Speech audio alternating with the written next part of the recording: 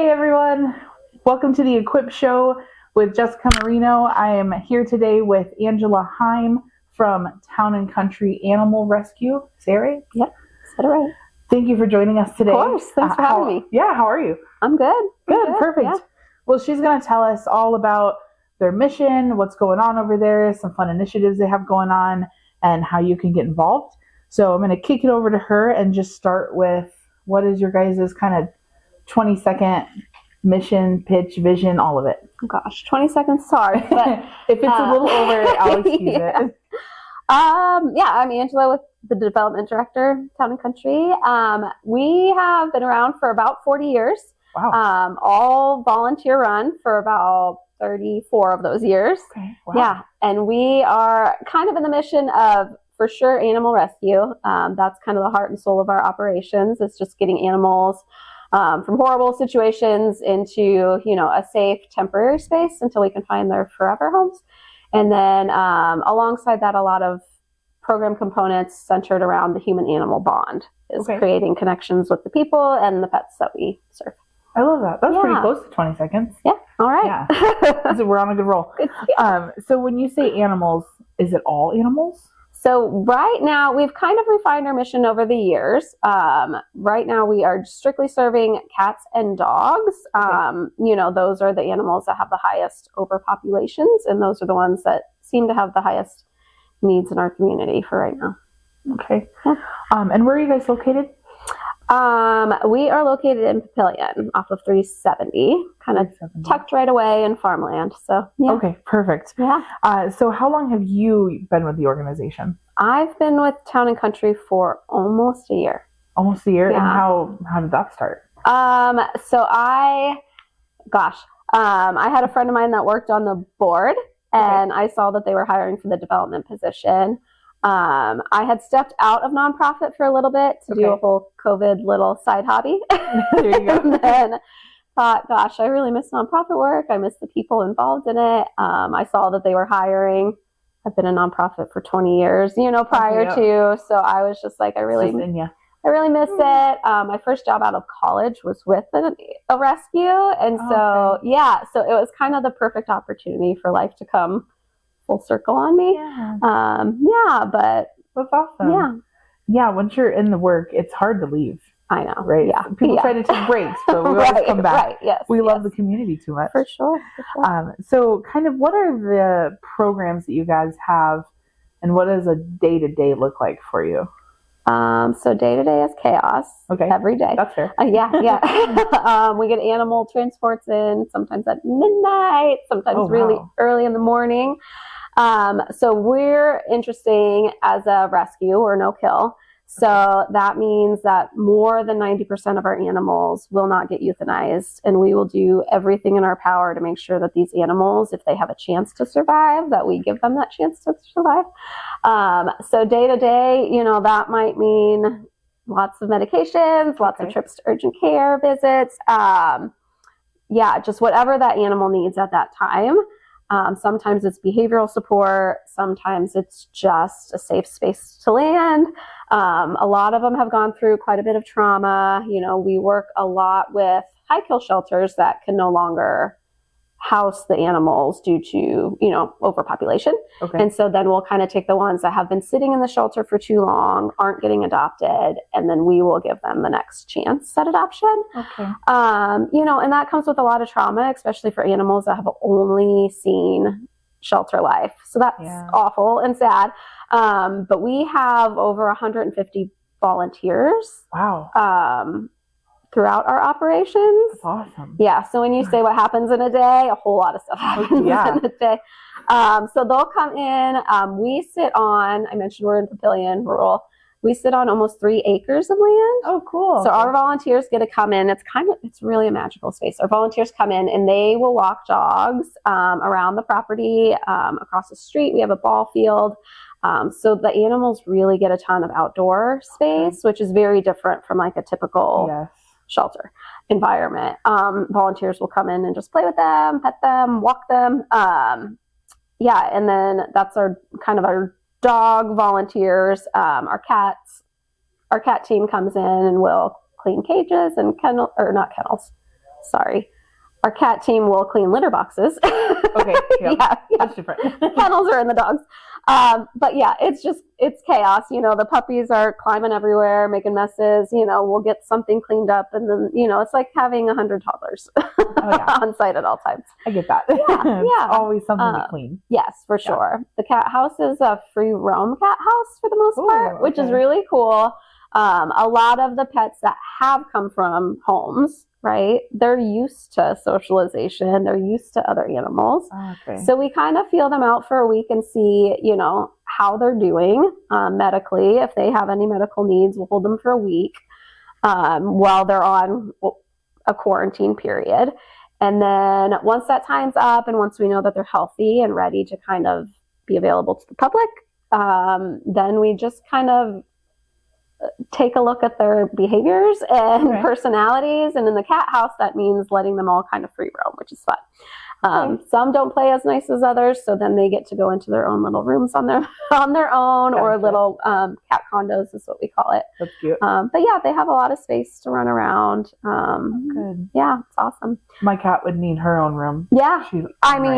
Some of them are really ornery. And then we do have a lot of on-site community programs. So while we're taking care of all the animals, right, we have a lot of stuff going on in our office. We're currently partnered, and we're trying to grow our partnerships with the local community. Because we are tucked away a little bit, we want people to have the opportunity to come visit us, to see our property. So we know that there's a lot of benefits to animals and to working with animals. We have a pretty large population of volunteers, a few of our staff members that are neurodivergent. And it's just really magical because animals create such a judgment-free zone where, people can just be themselves without judgment, without kind of expectation. And it's amazing the kind of bonds that they form with these animals, and vice versa, right? Like the animals just love on them. And so with that, we're kind of expanding some of our partnerships with the community, different demographics, but we're partnered with the Autism Action Partnership. Oh, cool. We've been working with Big Brothers, Big Sisters. Some of those kids don't have as many opportunities to kind of do some of the things that we do on site. So sometimes they'll come in and they'll help with volunteer projects, or they'll just come to do one of their match activities with their mentors on site, which is fun. It gets them, it gets them out of Omaha and gets them, to explore a different kind of part of our community. Yeah. And then, we're working with literacy groups. We've got some kids that have trouble reading. And animals create this perfect environment for a child that's a little bit more reserved or, cautious, don't feel comfortable reading in front of somebody else. They love reading to the pets. And so we're working on I know, it's really cute. We're working on expanding some of those partnerships just to allow some of that to happen on site. It's a small hub, but it's becoming like a really cool community space. I love that. Yeah. That all sounds amazing. It's awesome. So when you're talking partnerships, what are some of the other ones you're maybe looking for, or how would someone watching know, like, oh, I might fit that bucket? Yeah. I mean, really, I feel like all humans come from some kind of everybody's experienced hardships, right? Yes. Some more than others. Some have higher trauma than others. It's really amazing to see the bonds between like the animals that have come from really high trauma to the humans that have had really high trauma. Like the bonds that they form are just really incredible, and they can help each other out. Like it's not just we're saving the animals often save people in return. So it's a beautiful concept. Because we're in Papillion, we're trying to expand partnerships with like the local veteran communities. Sometimes like it just takes a little moment to sit down with a pet, and all of a sudden, like some of those stressors just release instantly. All you need is a little snuggle from a puppy, or that down. right. And some of them are very ornery and obnoxious, but it's still fun, and there's laughter at the end of the day. So I mean, I wouldn't say that it's like closed off to any particular organization. We're trying to connect with some of the more underserved communities. That's kind of where my heart is. I worked a lot with foster youth and homeless youth, but that doesn't mean that other organizations couldn't benefit from it. Right. You just know that as a demographic that definitely for sure would benefit. Yeah. Okay. Absolutely. Awesome. And so I did see that you guys have something special going on. Yeah. Tell us about your kennel facility projects. Sure. So Town & Country's been around for 40 years. And it was all kind of piecemealed over time based on the needs. So if you show up to our property, there are 40-year-old trailer houses that are functioning as, our cat house and our dog house and our boarding facility. Okay. And so we kind of hit, a wall 2 years ago where the pipes started freezing in our dog kennel facility. Air conditioning doesn't work anymore. I mean, when they were originally built 40 years ago, I will say that they weren't fully built up to code with all the animals that we were serving, so we're trying to do better, not just for our pets, but for the community that we're serving. Absolutely. Unfortunately, we just haven't, we've been around for a long time, but as a volunteer organization, there hasn't been people involved that could help fundraise. So we're starting with the dog kennel facility because that's all we have the capacity for right now. That's a big project. It's a huge project. It's also like our biggest need. If you saw what it was before to what we're aspiring to, it's just a tremendous overhaul. But yeah, it's going to allow us to serve the animals so much better, safer.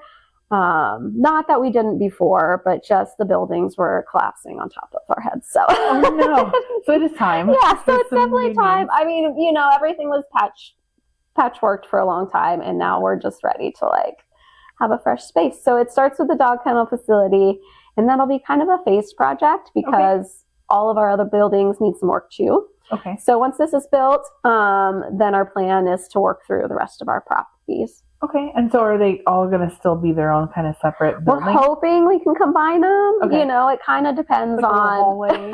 Right. Yeah. It kind of depends just on our ability to raise the money and what that looks like for the rest of the community and all of our programs that we have going on within each of them. So okay, awesome. Yeah. Well, I'm excited to see what that is going to look like because I'm sure it's going to be beautiful, right? If you're aspiring to be better, it's going to be better. Yeah. So that's amazing. So you mentioned that that's kind of the biggest need. Are there other challenges that you guys are facing or big needs that you have that maybe just aren't as big? I think a lot of nonprofits kind of feel the same, especially when you're trying to renovate or rebuild, but we still have all of these other programs going on simultaneously, right? Some of which are falling apart. So one of our biggest needs right now is just sustaining those other operations. Some of it's just maintenance work. Some of it's just making sure that our current facilities aren't necessarily looking so sad compared to like this bright, shiny new building, right? So we've had a lot of volunteer groups come in just to give everything a fresh coat of paint or, you know, good. Yeah. I mean, things are just, they're old and there's not too much we can do about that right now. A 40-year-old, like, it needs some paint. Yeah, exactly. At the very least. Yeah. So just to kind of match, you know, we're not going to be able to rebuild everything all at once, and we know that, but yeah, just to allow us to kind of move into that direction when we're ready. Okay, awesome. Yeah. So you said you have a very big base of volunteers, and it sounds like they do things from walking dogs to painting. Mm-hmm. What are some of, or are there any like volunteer slots open for particular tasks right now? Yeah, so like I mentioned, we sit on about 3 acres of land. One of my kind of dream projects, and this goes along with all of our staff, is we're working towards building a memorial garden and a rainbow bridge, you know, kind of creating a safe space for people that are mourning pets, but also just to create a space for people to like get together, host activities. All of our buildings are really small. Okay. And we don't have a lot of room to host bigger groups, larger groups. And so that will allow us to kind of have a nice outdoor area where we can open that up to more groups and community members. So with that, we need a lot of hands on site to help pull weeds, you know, to maybe plant some items for us in the garden. It's going to start small, but we, over time we'll be able to create this beautiful space for the community. But yeah, a lot of it involves just the kind of behind the scenes stuff to keep us going, right? Some of it's sorting donations. We get donated items of food, bedding for the animals, and all of that needs to be sorted out and distributed to our programs. Okay. We also run a volunteer led pet food pantry. Oh, okay. So individuals in our community, if they're struggling, what we don't want is for pets to ever have to leave their home due to financial strain. Right. So our goal is to keep the pets in the home as much as possible. So we have a pet food pantry that runs twice a month. Okay. So we can always use volunteers to help us with that, just to put together the food bags for the community and then to help distribute them. Okay, awesome. Our pantry days. That's cool. I didn't know you guys did that. Yeah. Cool. See, we're learning something new. And so you said they're kind of small facilities. Can people come in and tour and see still? Yeah, absolutely. Does it have to be like 5 or less, 10 or less? Like what's kind of your limit there? Yeah, no more than 10 for sure. Okay. Each building, 5 is probably a good number. Okay. We've hosted groups of 20. We just have to split them up, and maybe we'll have 2 different staff to take them around. Just because they are rescue animals, they're already high, in a high stressful environment. Yeah. And so when we bring in big groups, they kind of get a little bit more worked up. So that makes sense. Yeah. Okay. And so what kind of are your next steps for the organization?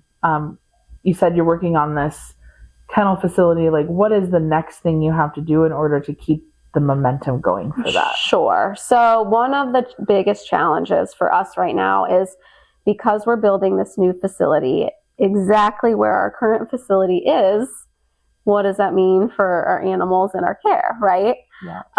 So what we didn't want to do was have to halt like the intake of animals. Like we didn't want to have to start turning animals away. Okay. Obviously we have to cut back a little bit, but our whole purpose is to save these animals' lives, right? And if we stop doing that, then it's like, okay, we aren't fulfilling our mission. Right. So we had some amazing volunteers come in and they set up temporary kennels in our barn.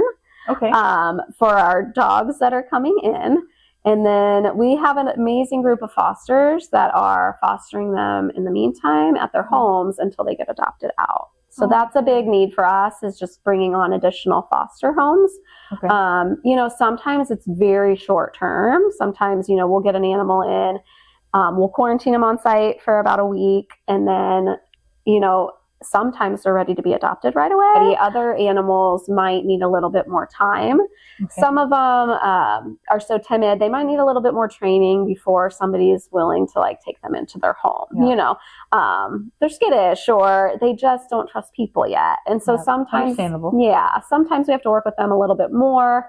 Obviously, puppies go faster than older dogs. So our fosters are amazing. Some of them have had certain animals for a really long time because they just, haven't found that right person yet. Okay. Others will just have them for a short time until they get adopted. But that's one of the areas that, we're kind of learning the process as we go because we've never been involved in, having to rebuild. So it's always a learning curve. Yeah, exactly. But all of our animals, all of the dogs anyway, are in foster for right now until while that new building is going up.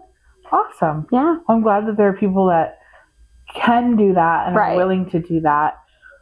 I would have such a hard time giving them up. The foster fail term is, one that we all know.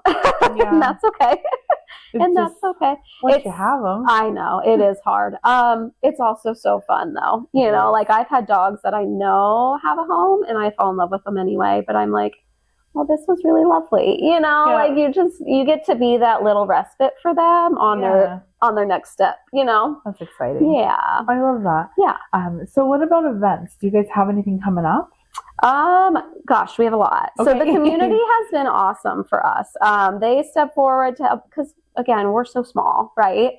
And we are 100% individual donor based. Okay. We do not receive any city funding for what we do. We don't receive any state funds, no federal funds. So our community really steps up to help us out in that sense. Because we are underfunded, right? A lot of nonprofits are. We just do the comes with the best territory. that we can. Yeah. We do a lot of Warner Park events. When you see the Bark in the Park events, we usually try to show up there and just have a table and a booth for more information about Town and Country throughout the summer. You'll see different communities that'll pop up that'll say, hey, we want to support you. What can we do? So little donation drives and fundraisers that'll pop up here and there. But our big event, we have our second annual gala coming up in October, and that'll be a masquerade, which will be really fun. Yes. I'm a sucker for a masquerade party. Yeah, it'll be perfect. We usually get the animals involved to do a little, catwalk, dog walk, to show off their personalities and their costumes. Oh my gosh. Dogs in costumes, cats in costumes. Yeah. I dress mine up every year. They hate it. Amazing. I just do it. I take a picture and I can take it back off. Exactly. And it's so worth it if they'll wear it. Oh, yeah. And I can take them out around and all the kids love it. Right. It's just the cutest thing. Well, and some of them, it's like a safety thing. Like some of them love to wear their little costumes. Yeah. So like, oh, almost like one of those, like a thunder vest kind of thing. Yes. I'm like, here, just wear this tutu. Right. Yeah. And it's be cute. I love it. Well, we're just about out of time here, but do you have anything else that, we should know about you guys? Anything else you want to shout out? I think for so many people involved with Town and Country, it really does become like this cool sanctuary for everybody. It's it's a place for healing and connection that you don't get at a lot of, everybody can help a nonprofit out, but if you come on site and see us and get to know the work that these incredible people do for the animals, and get a little feeling for the animals, it's an amazing, it's a healing space, not just for animals, but for people too, for sure. I love that. And I wholeheartedly agree that they do as much for us as we do for them, if not more. Exactly. So I love that. Well, thank you so much for coming on the show, for telling us about all the great work you guys are doing and giving people ideas of how they can get involved. Because who doesn't want to support animals? I mean, come on, guys. I'm a little biased, but come on. Yeah. So, yes, thank you again. And go follow them. All their information will be in the caption.